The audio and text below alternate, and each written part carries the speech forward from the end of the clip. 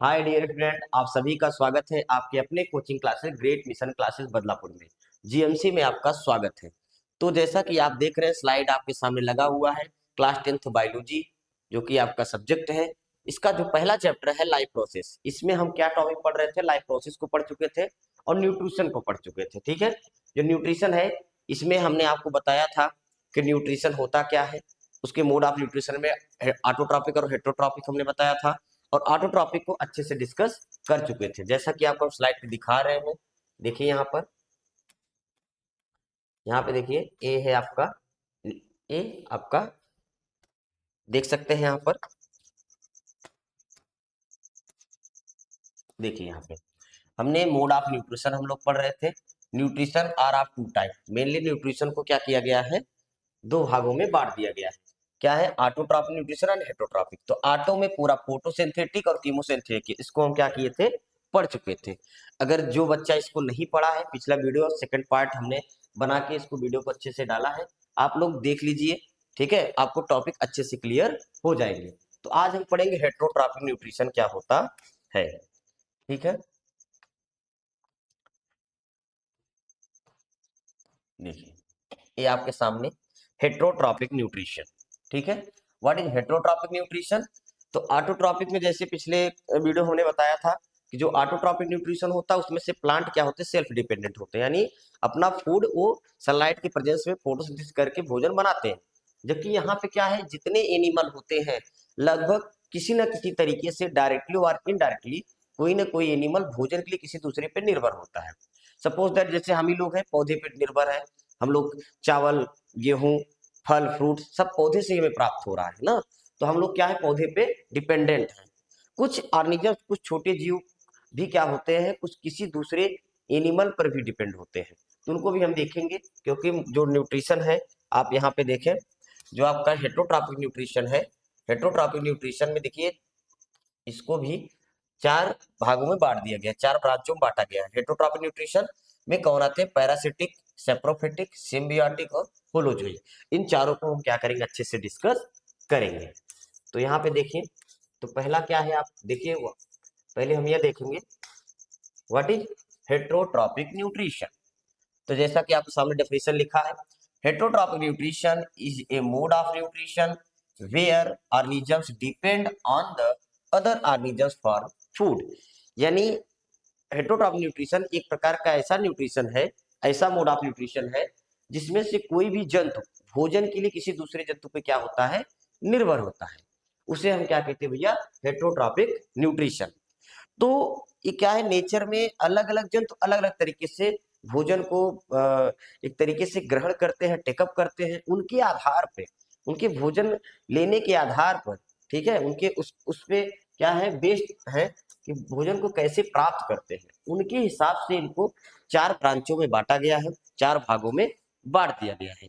वो चार भाग कौन कौन से है? देखिए पहला है आपका पैरासिटिक। क्या बोलते हैं इसको? पैरासिटिक। पैरासिटिक का मतलब होता है कि कोई भी जीव किसी दूसरे जीव पर रहता है, उसके ऊपर लीव, या तो देखो पैरासाइट दो तरीके के हैं, एक इंडो पैरासाइट होते हैं, एक एक्सो पैरासाइट होते हैं। अगर कोई जीव, कोई भी जंतु, कोई भी कीड़ा, कोई भी माइक्रो ऑर्गेनिजम्स, कोई भी किसी भी जंतु के बॉडी के ऊपर रह रहा है या बॉडी के अंदर रह रहा है, तो तब भी उनको हम पैरासाइट कहेंगे। उनके साथ उनके रहकर उनसे भोजन की प्राप्ति करता है और उन्हें हानि पहुंचाता है, उनको एक तरीके से उनमें रोग उत्पन्न करता है, उन्हें हम क्या कहते हैं? पैरासाइट कहते हैं। तो अगर बॉडी के ऊपरी भाग पे रह रहे, जैसे लाइस हो गया, जुआ हो गया, ठीक है, सिर का, तो हमारे सिर में जुआ रहता है। तो जो हम है, जिसे हम लोग के सिर में अगर जुआ हो गया, तो जो हम है उसके लिए होस्ट है, और जो जुआ होगा, जो लाइस होगा, वो क्या होगा? पैरासाइट होगा। जैसे हम लोग की स्किन में क्या हो जाता है? स्किन में हम लोग के रिंगवार्म हो जाते हैं, दाद हो जाता है। दाद आप जानते हैं ट्राइकोफाइटान फंगस के कारण होता है, ट्राइकोफाइटान। तो ये जो फंगस है ये हमारी स्किन में हो जाता है, रिंगवार्म दाद हो जाता है। तो क्या करता है? स्किन को डैमेज करता है और स्किन से भोजन प्राप्त करता है। इसका मतलब क्या हुआ? पैरासाइट की तरह काम कर रहा है हमारे बॉडी में, एक्सो पैरासाइट, क्योंकि स्किन के ऊपर है।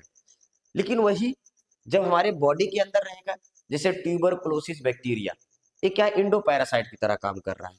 ठीक है, जैसे हम कहते थे टैपवार, ये लोग क्या है? इंडो पैरासाइट की तरह कार्य करते हैं बॉडी के अंदर। ठीक है, जिससे आप जानते हैं स्केरियसिस रोग हो जाता है, जिसको गांव के भाषा में हम बोल सकते हैं केचुआ हो गया है। ठीक है, बच्चे के पेट में केचुआ हो गया, तो क्या है वो एंडो पैरासाइट है, यानी बॉडी के अंदर रह रहा है। तो पैरासाइट क्या करते हैं, ये तो हमारे ऊपर निर्भर तो है ही है। ठीक है, पैरासाइट कहीं ना कहीं रोग को उत्पन्न करता है, कहीं के जीवों पे निर्भर तो है ही है, लेकिन उन्हें हानि भी पहुंचा रहा है, इसलिए उसको क्या कहते हैं, पैरासाइट। भोजन ही नहीं प्राप्त कर रहा है, हानि भी पहुंचा रहा है, इसीलिए हम उसको क्या कहते हैं, पैरासाइट कहते हैं। ठीक है, देखिए यहाँ पे डेफिनेशन आपके सामने लिखा गया है, those organisms live on or inside the body of another organisms, bracket यहाँ होस्ट लिखा है, यानी जो ऑर्गेनिज्म के अंदर पाया जाएगा उसको हम क्या कहेंगे, होस्ट कहेंगे। And causes disease are called parasite, यानी वे जंतु, वे जीव जो किसी जीव के अंदर या उनके शरीर पे रहकर उन्हें हानि पहुंचाते, उन्हें रोग उत्पन्न करते हैं उनके अंदर, उन्हें हम क्या कहते हैं, पैरासाइट कहते हैं। देखिए fleas, lice, roundworms, hookworms, tapeworms, plasmodium, amoeba. तो जो मलेरिया होता है, मलेरिया हम लोग के अंदर अगर बुखार हो जाता है, मलेरिया हो जाता है, तो जो कैरियर होता है वो मॉस्किटो होता है, लेकिन जो एक्चुअल में रोग को उत्पन्न करता है मलेरिया रोग को, वो प्लाज्मोडियम अमीबा होता है। वो हमारे बॉडी के अंदर क्या करता है, वो हमें एक तरीके से हमारे लीवर को, आरबीसी को क्या करता है, इन्फेक्ट करता है, उसे एक तरीके से लॉस करता है।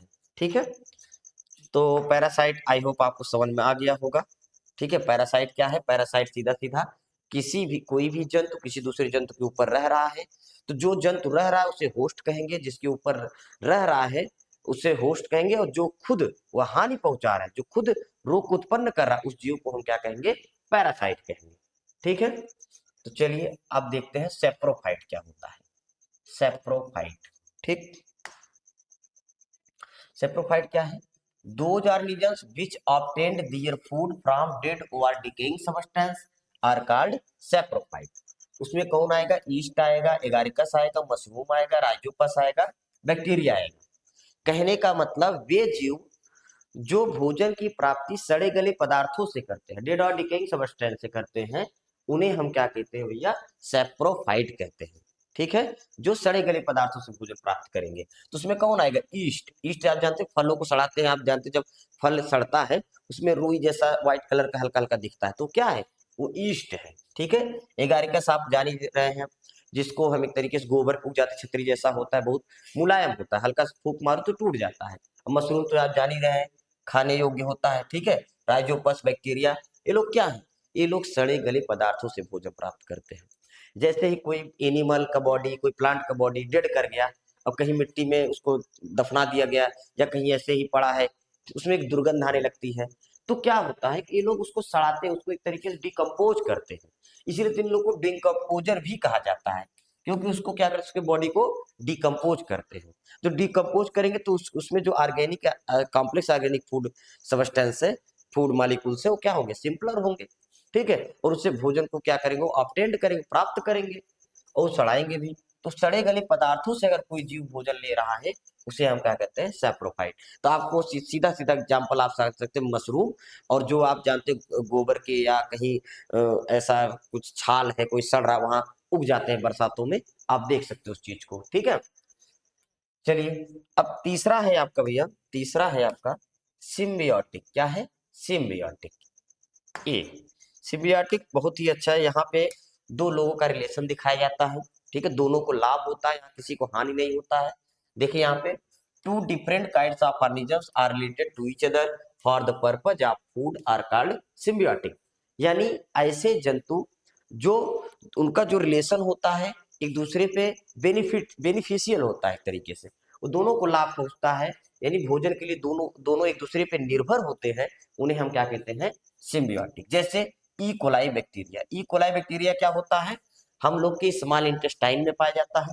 ठीक है, स्मॉल इंटेस्टाइन में पाया जाता है, और क्या करता है, भोजन को डाइजेस्ट करने में हेल्प करता है, और हम जो खाते पीते वो भी वही खाता पीता है, यानी हम लोग एक तरीके से ना तो उसको मुझसे हानि है, ना उसे मुझे हानि है। इसका मतलब है कि ई कोलाई बैक्टीरिया क्या कर रहा है, एक सहजीवन, एक सिम्बियोटिक रिलेशन शो कर रहा है। ठीक है, ऐसे ही लाइकेन होता है। लाइकेन क्या है कि एल्गी ऐसे होता है, ग्रीन कलर का एल्गी होता है। ठीक है, ग्रीन कलर के एल्गी होते हैं, ऐसे उगे रहते हैं। ठीक, और इस, एक सेकंड, थोड़ा यहाँ गलती हो रही, सॉरी। यहाँ पे देखिए ऐसे फंगस होते हैं, ठीक है, उसके ऊपर ऐसे एल्गी होते हैं, ठीक है, नीचे क्या होता है, फंगस, फंगस, ठीक, फंगस, और ये क्या है, एल्गी है। जैसा कि आपको पता है फंगस नॉन क्लोरोफिलस होता है, इनमें क्लोरोफिल नहीं होते हैं, और एल्गी में क्या होता है, क्लोरोफिल होता है। तो क्या करता है फंगस, फंगस नीचे से, क्योंकि जमीन से जुड़ा हुआ होता है, ग्राउंड से जुड़ा होता है, तो वाटर को सप्लाई करता है, वाटर देता है। जबकि फंगस क्या है, सनलाइट के प्रेजेंस में फूड बनाता है। दोनों का रिलेशन क्या है, ये वाटर दे रहा है, वो सनलाइट से प्रेजेंस में क्या कर रहा है, एक तरीके से फोटोसिंथेसिस कर रहा है, दोनों का रिलेशन साथ साथ चल रहा है। और ऐसे ही फंगस और एल्गी के रिलेशन को ही हम क्या बोलते हैं भैया, लाइकेन बोलते हैं। इसी लाइकेन के पौधे से लिटमस पेपर बनाया जाता है, ठीक है। तो ये आपका सिम्बियोटिक रिलेशन आपको हम समझा दिए कि जहां दोनों के एक दूसरे से क्या है, बेनिफिट है, ठीक है। अब आज ये लास्ट आपका है, लास्ट है आपका होलोजोइक न्यूट्रिशन। क्या है, होलोजोइक न्यूट्रिशन, ठीक। होलोजोइक न्यूट्रिशन देखें आप, क्या है holozoic nutrition, those organisms which take the food in the form of solid or liquid and liquid are called holozoic।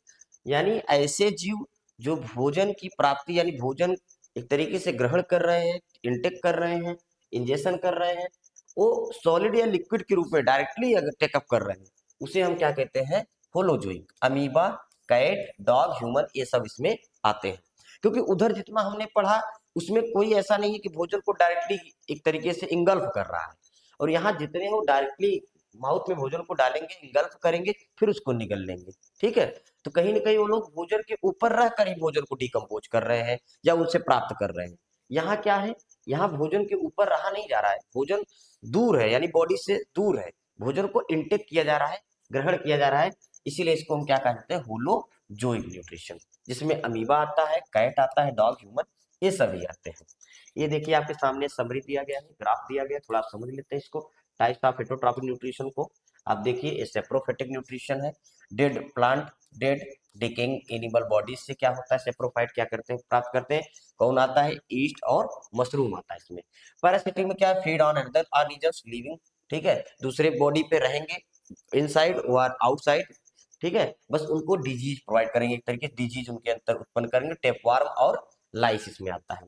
Holozoic nutrition में क्या है, इंजेक्शन ऑर्गेनिक फूड मटेरियल, ठीक है, ये क्या करेंगे, फूड को सॉलिड या लिक्विड के फॉर्म में टेकअप करेंगे, ह्यूमन बींग्स और अमीबा इसके अंतर्गत आते हैं।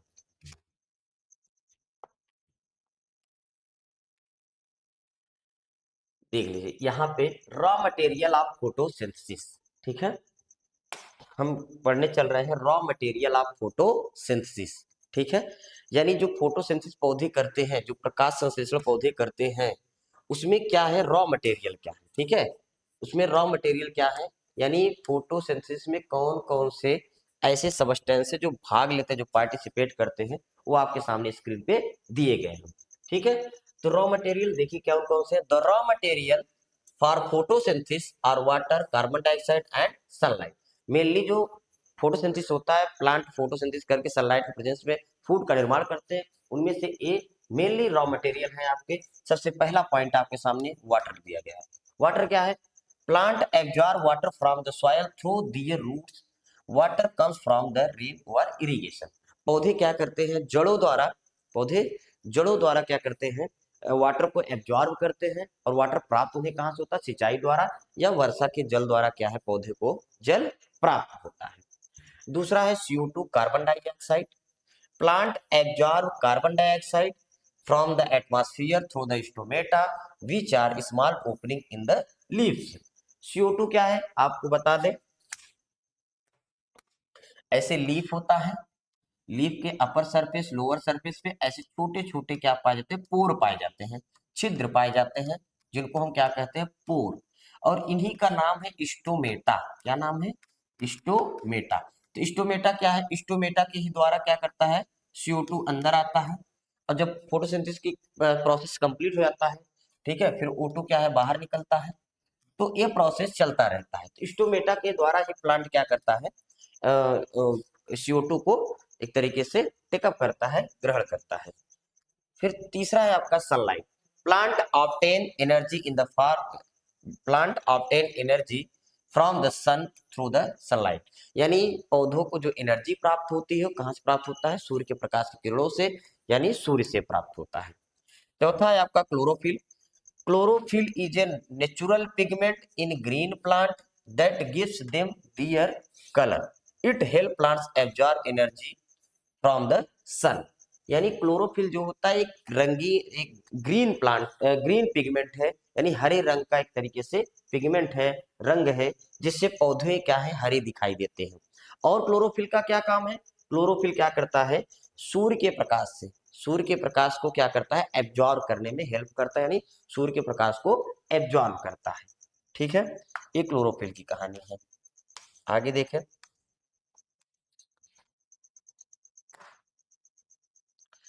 plant use the energy from sunlight to convert water and carbon dioxide into glucose and oxygen। इसका मतलब क्या है कि जो प्लांट है, जो प्लांट है, जैसे आप यहाँ पे देख सकते हैं, हम जो चीजें यहाँ लिखी गई हैं, यहाँ हमने फिगर में आपको दिखा दिया था, एक बार देखिए यहाँ पे, यही चीज आप देख लीजिए कि कार्बन डाइऑक्साइड स्टोमेटा द्वारा, क्योंकि आपको भी हमने बता ही दिया कि इनमें छोटे छोटे क्या होते हैं भैया? छोटे छोटे पोर होते हैं, छोटे छोटे छिद्र होते हैं यहाँ पे स्टोमेटा। तो CO2 इसमें जाता है, सनलाइट का प्रेजेंस से क्लोरोफिल क्या करता है? ऐसे लीफ में क्लोरोफिल होते हैं, एब्जॉर्ब करते हैं, रूट से क्या जाता है? वाटर जाता है, H2O जाता है, ये सभी रिएक्ट करते हैं। ठीक है, फोटोसिंथेसिस रिएक्शन करते हैं, जिससे कार्बोहाइड्रेट शुगर बनता है और क्या बनता है? O2 बनता है। बाय ये क्या है? प्रोडक्ट के रूप में, ये रिएक्टेंट है, सभी ये क्या है? प्रोडक्ट है। इसके रिएक्शन आपके सामने दिए गए, सब रिएक्टेंट है, प्रोडक्ट क्या है? बनता है। प्रोडक्ट यही है आपका, मेन प्रोडक्ट फूड है यही। ठीक है,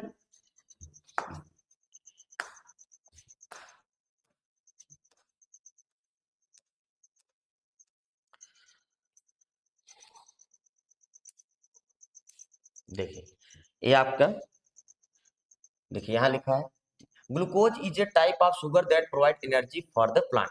ग्लूकोज एक प्रकार का क्या है? शुगर है, कार्बोहाइड्रेट है, जो प्लांट को क्या करता है? एनर्जी प्रोवाइड करता है। और हम लोग भी, जैसे बकरी हुआ, हाँ, वो पत्तियां खाते हैं, हम लोग पल्की के रूप में ग्लूकोज को खा रहे हैं। ठीक है, और दूसरी चीज कि हम फल के रूप में क्या कर रहे हैं? कार्बोहाइड्रेट को खा रहे हैं। तो एक तरीके से प्लांट के पार्ट को ही हम लोग खा रहे हैं, चाहे रूट के रूप में खाएं, चाहे तनी के रूप में खाएं, चाहे फल के रूप में खाएं, खा रहे हैं प्लांट के पार्ट को। इसीलिए हम लोग क्या है?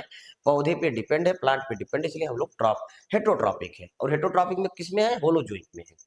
Oxygen is a by product that are living organism need, यानी जो ऑक्सीजन फोटोसिंथेसिस होता है, उसके एवज में जब फोटोसिंथेसिस कंप्लीट होता है, उसकी दौरान क्या होता है? ऑक्सीजन निकलता है। ऑक्सीजन को हम लोग क्या करते हैं? यूटिलाइज करते हैं। और हम लोग जो CO2 छोड़ते हैं, वो प्लांट क्या करते हैं? उसको यूटिलाइज करते हैं।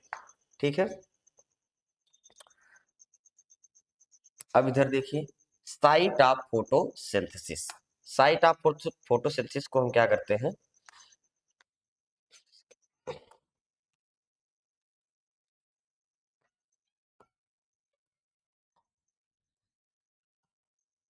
यहाँ देखिए, साइट ऑफ फोटोसिंथेसिस, यानी प्रकाश संश्लेषण होता कहाँ है? देखिए, साइट ऑफ फोटोसिंथेसिस मतलब क्लोरोप्लास्ट के बारे में हम पढ़ने चल रहे हैं। क्लोरोप्लास्ट क्या होता है? ठीक, देखिए ये आपके सामने क्लोरोप्लास्ट है। क्लोरोप्लास्ट क्या है? इसे किचन हाउस ऑफ सेल कहा जाता है। ठीक है, अब ये क्लोरोप्लास्ट में देखिए, ये ऐसा एक डिस्क लाइक स्ट्रक्चर आपको दिखेगा, जिसको हम ग्रेनम बोलते हैं, और एक को हम क्या बोलते हैं? थैलेक्वाइड। क्या बोलेंगे? थैलेक्वाइड। इसके बाहरी मेम्ब्रेन को आउटर मेम्ब्रेन, इनर मेम्ब्रेन को हम क्या बोलते हैं? इनर मेम्ब्रेन ही बोलते हैं। और इसके जो इंटर मेम्ब्रेन स्पेस होता है, इधर देखिए ये पूरा, इसको हम क्या बोल देते हैं? स्ट्रोमा। क्या बोल देते हैं? स्ट्रोमा। देखिए यहाँ पे, एक chloroplast contain grana, grana is a stacks of thylakoid, यानी ग्रेना क्या है? एक तरीके से काम्बो है, थैलेक्वाइड का क्या है? काम्बो है ग्रेना। ठीक है, thylakoid contain green pigment. Thylakoid में क्या होता है? ग्रीन पिगमेंट होता है। उस ग्रीन पिगमेंट को कहते क्या है? That is called chlorophyll. उस ग्रीन पिगमेंट को हम क्या कहते हैं? क्लोरोफिल। यानी इस थैलेक्वाइड डिस्क लाइक स्ट्रक्चर को थैलेक्वाइड बोलेंगे। इस थैलेक्वाइड के अंदर क्या होता है? क्लोरोफिल होता है। एब्जॉर्ब द सनलाइट, और आप पढ़े हैं बचपन से भाई, क्लोरोफिल क्या करता है? सनलाइट को एब्जॉर्ब करता है। Water molecule reduce to form hydrogen and oxygen gases, यानी जब वाटर मॉलिक्यूल क्या करता है? ब्रेक डाउन होता है, टूटता है, तो H2 और O2 का क्या करता है? फॉर्मेशन करता है, बनाता है। स्प्लिट करता है, एक तरीके से वाटर मॉलिक्यूल टूटकर हाइड्रोजन और ऑक्सीजन बनाता है। तो ठीक है, आज तक यही। ठीक है, मिलते हैं नेक्स्ट वीडियो में, हम स्टोमेटा के बारे में क्या करेंगे, डिस्कस करेंगे। अगर ये वीडियो आपको अच्छा लगा हो प्लीज इसे लाइक करें, शेयर करें, सब्सक्राइब करें। ठीक है, और आप कमेंट में बताएं कि आपको इसके बाद कौन सा वीडियो चाहिए, या क्या आपको समझ में आ रहा है कि नहीं आ रहा है, या कोई समस्या हो तो उसको भी आप कमेंट में बता सकते हैं। Thank you so much.